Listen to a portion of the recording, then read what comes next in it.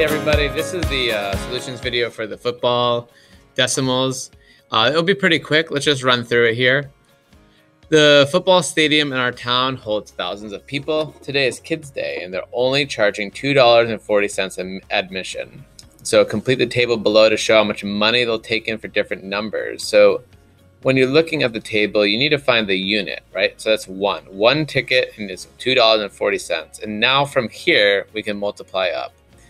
Well, this next column is 10 tickets. And we know when we multiply by a power of 10 that the decimal will move over. That's because each place value has 10 numbers, and then the place will change.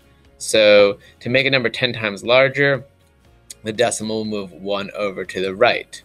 It has 9 digits, and then on the 10th, the place will change. So here we go. We'll move that over. We have $24, right? You can even go ahead and add a decimal with a 0 after it, 2 zeros, just to really show that there's no, there are no cents. So for $240, so that's 10 times more than $24. How many tickets? Well, it's going to be 10 times more than 10. So 10 times 10 is 100, right? You can also see, like, oh, it's just the decimal move over once, twice.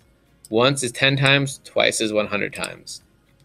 Now, you can see there's a pattern. Now, 1,000, so 3 zeros in 1,000, or 10 times 10 times 10 is 1,000.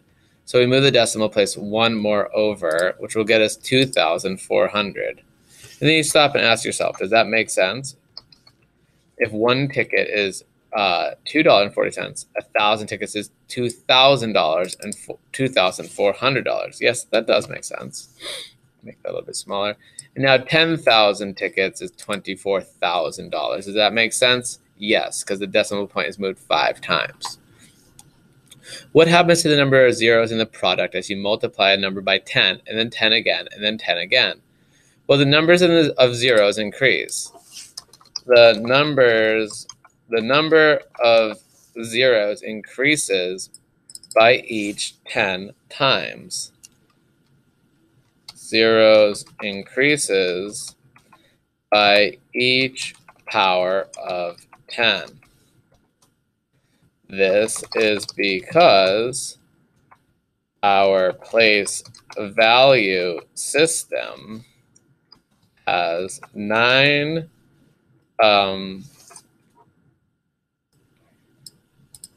numbers, and then on the 10th, it adds a new place. All right, let's fix this here so we can see it. Right, you count 1, 2, 3, 4, 5, 6, 7, 8, 9, and then on the 10th, we're adding that 0. We're adding a new place, and we're starting again at 1. John was looking at the table above. He noticed that when you multiply a number by 10, and then 10 again, and then 10 again, the decimal point moves to the right by 1 place each time. Explain to John why it works this way. Well, the decimal place moves to the right as each digit, let's move this, moves into the next larger place value. It is the same as adding zeros at the end of a number, right? By 10, you add a 0, or the decimal moves over, right? Like in this case, we multiplied it by 10.